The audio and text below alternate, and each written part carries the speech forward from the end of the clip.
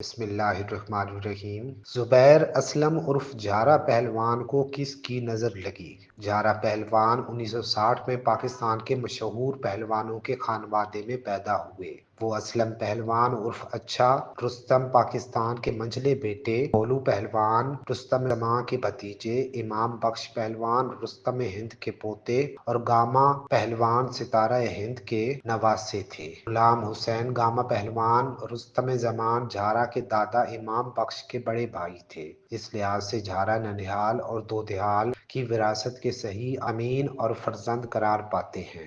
جھارا پہلوان کا پہلا مقابلہ 27 جنوری 1978 کو گوگا پہلوان گوجرانوالیا سے ہوا، جس میں جھارا فتح یاب ہوئے۔ 17 جون 1979 کو اس نے جاپان کے مشہور پہلوان انطونیو انوکی کے ساتھ مقابلہ کیا۔ اس کشتی میں 6 راؤنڈز کا مقابلہ طے پایا، لیکن انوکی پہلوان نے 5ویں راؤنڈ کے بعد ہی ہاتھ اوپر اٹھا کر اپنی شکست تسلیم کر لی۔ بقول انوکی پہلوان مرحوم و مغفور، جھارا ابھرتی ہوئی جوانی کے باعث مجھ پہ حاوی رہا، جبکہ میں ڈھلتی عمر میں اس کے سامنے اپنے آپ کو بے بس محسوس کر رہا تھا، اس لیے میں نے اپنی شکست تسلیم کر لی۔ جھارا پہلوان نے اپنی زندگی میں 60 کے قریب کشتیاں لڑیں اور وہ ہر مقابلے میں فتح یاب ہوئے۔ انہیں فخر پاکستان اور رستم پاکستان کے خطابات بھی عطا ہوئے۔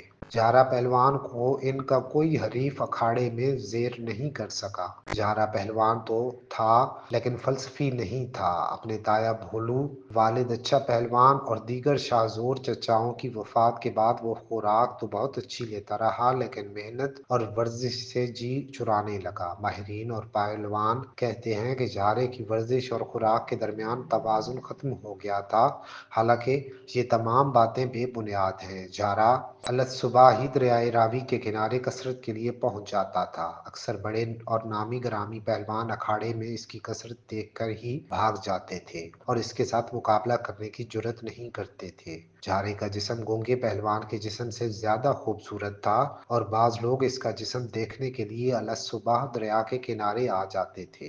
10 ستمبر 1991 طلوع ہونے والا سورج جھارے کی زندگی کا آخری دن ثابت ہوا، جب الصبح اکھاڑے میں کسرت کے دوران ہی جھارے پہلوان کو دل کا دورہ شروع ہوا، لیکن اس نے اس کو معمولی بوجھ سمجھ کر کوئی توجہ نہ دی، بلکہ اپنی کسرت میں اضافہ کر دیا، جو اس کے لیے انتہائی خطرناک ثابت ہوا۔ صبح 9 بجے جب جھارے کو ہسپتال لایا گیا تو ڈاکٹروں نے بتایا کہ 3 گھنٹے سے جھارے کا دل بند ہے۔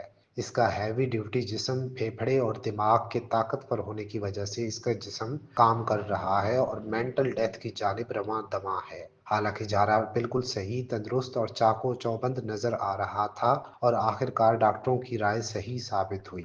جھارا آہستہ آہستہ موت کی جانب سفر کرنے لگا اور 1 گھنٹے کے اندر ہی اس کی مینٹل ڈیتھ واقع ہو گئی اور بعد ازاں 1 گھنٹے کے دوران وہ اپنے خالق حقیقی سے جا ملا۔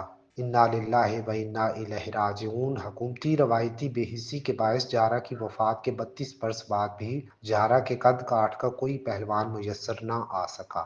جھارا پہلوان موہنی روڈ لاہور میں بھولو پہلوان کے اکھاڑے میں آسودہ خاک ہے۔